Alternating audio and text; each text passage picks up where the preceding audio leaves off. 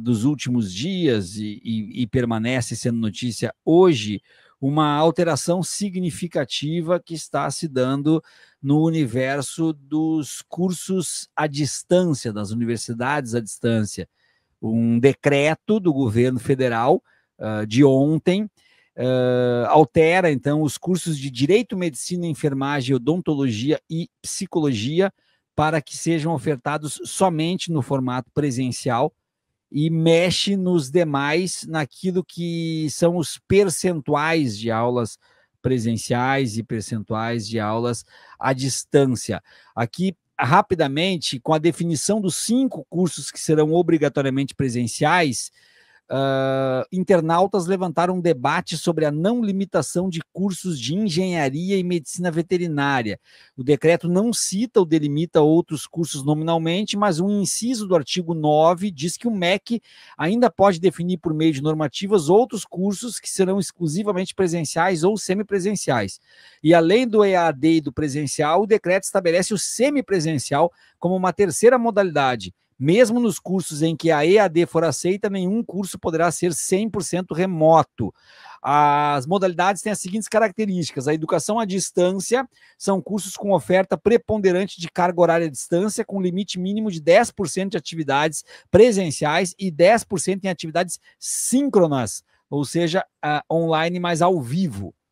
O semipresencial, cursos com pelo menos 30% de carga horária em atividades presenciais e pelo menos 20% síncronas. E o presencial, cursos de graduação com no mínimo 70% de carga horária presencial e a carga horária restante, correspondente a 30%, pode ser ofertada no formato EAD.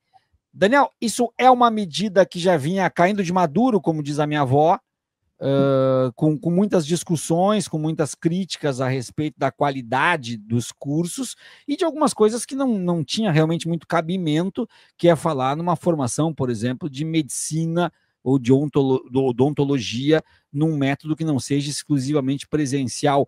Como é que tu vê isso, meu caro? Essa medida, essa determinação, ela é algo que se fazia mais do que necessário, ou isso só vem agora por algum tipo de pressão política interna?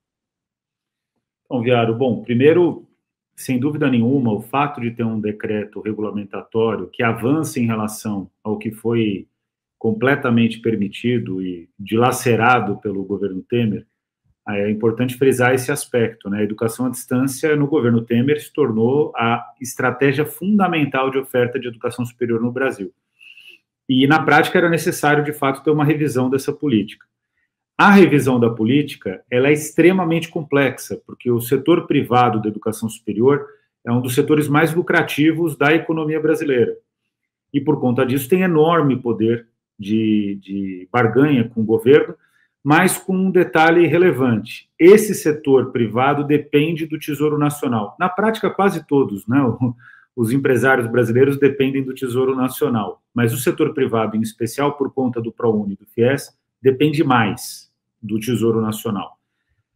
O fato concreto é que a norma chegou, pela dificuldade de construção da norma, em muitos aspectos, ela é um avanço em relação ao que foi apresentado pelo governo Temer, mas em relação à necessidade de qualidade da educação superior, ela é falha. Por exemplo, a modalidade presencial, na prática, não é presencial, é só 70% presencial. Outros 30% podem ser feitos em atividades à distância. A educação à distância, ela tem só 20% de atividades síncronas obrigatórias, presenciais ou à distância, mas síncronas, ou seja, o curso de educação à distância é um curso assíncrono. Isso é assumido no Brasil e é mantido por esse decreto.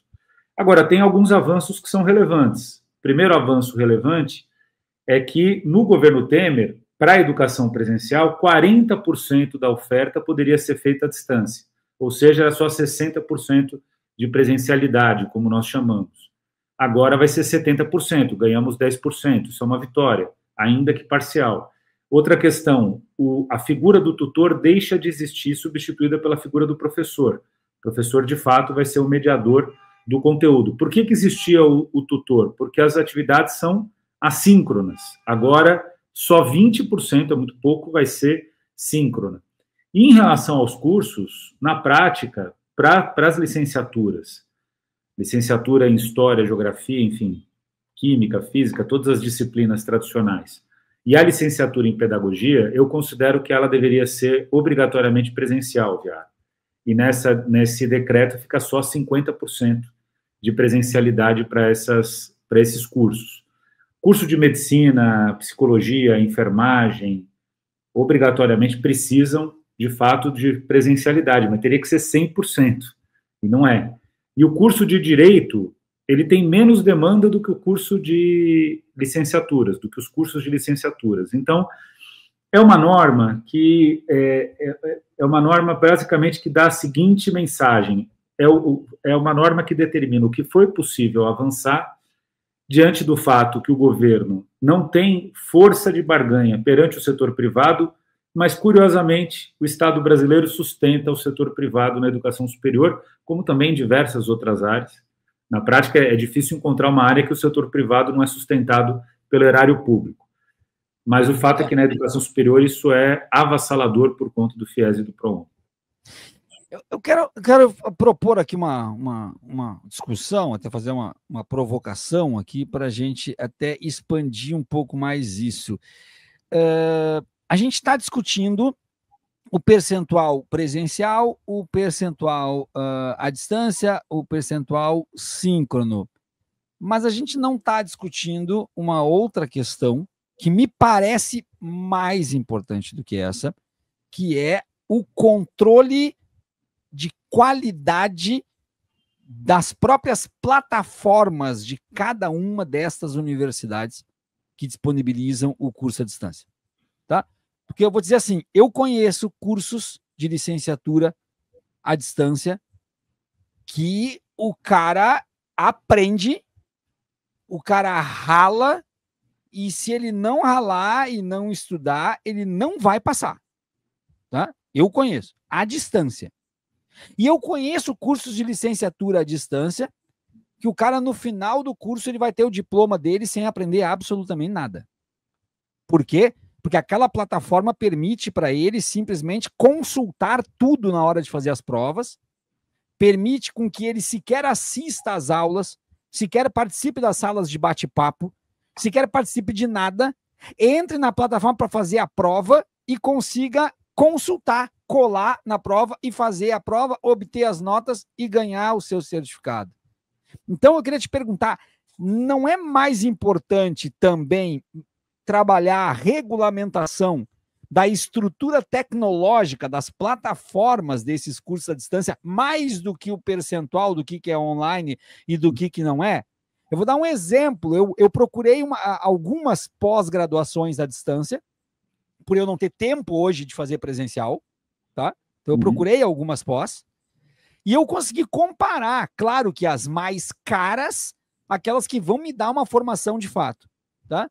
E eu comecei a comparar a obrigatoriedade da sala de bate-papo com a interação direta do professor, com a interação com os alunos, com a plataforma para anexar a doc e colocar o teu paper, e com prazo para botar o teu paper, e as plataformas com cronômetro rolando, que não te permite ficar muito tempo em cima daquela prova, e com outras pós-graduações que lá vão ter. Tu vai lá fazer, não vai aprender nada e vai fazer. Não tem que ser discutido isso, Daniel? Tem que ser totalmente discutido. Não tenho dúvida de que você tem razão. Existe também um problema de qualidade de instrumentos e de metodologias em todas as ofertas de educação à distância.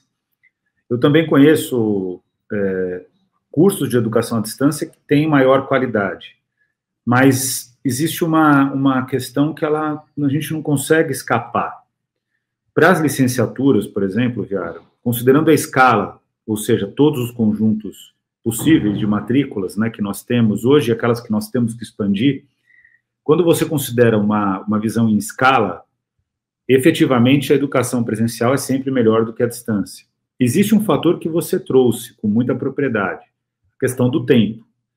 Boa parte dos brasileiros já passaram de uma determinada idade para cursar a graduação e tem muitas obrigações econômicas, e o processo, né, o período da graduação, que é uma graduação tardia, vai custar muito caro. Então, não dá para ser presencial, é melhor que seja à distância para as pessoas, né?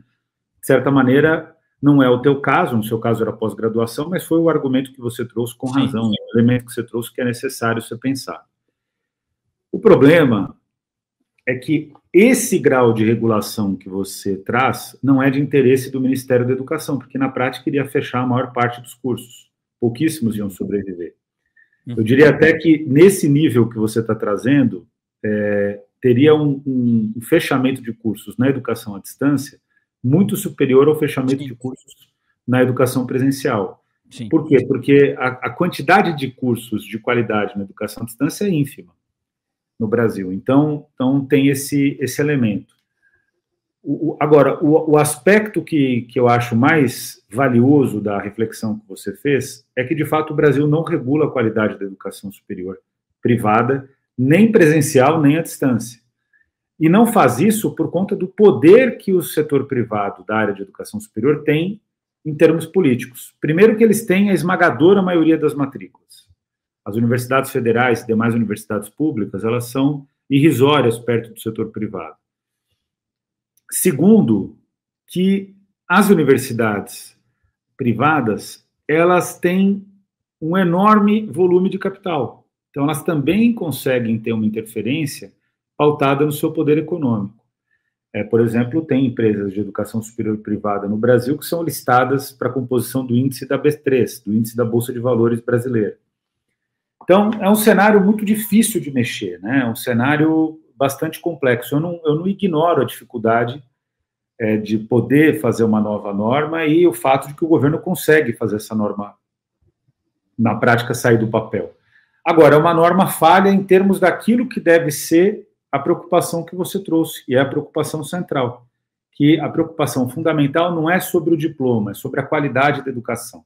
E a realidade no Brasil é que o Brasil é um país que distribui diploma na educação superior privada, ele não prima pela qualidade. Esse é o ponto que eu acho que a gente precisa observar com mais carinho. Tem que ser, de fato, um trabalho orientado à qualidade da educação, seja na educação à distância, seja na educação presencial, e qualidade exige regulação do Estado. Olha, o fato de que a gente não tem regulação faz com que no Brasil a gente tenha estabelecimentos que simplesmente vendem o diploma muito caro, porque custa caro para o Estado subsidiar matrículas do FIES, fazer a renúncia fiscal do ProUni, e custa muito caro para o Estado fazer todos os outros investimentos ou permissões contábeis e financeiras para as empresas de educação superior privada. E o cidadão, principalmente, é quem tem que arcar junto com esse custo na prática, porque, por exemplo, o FIES é um empréstimo.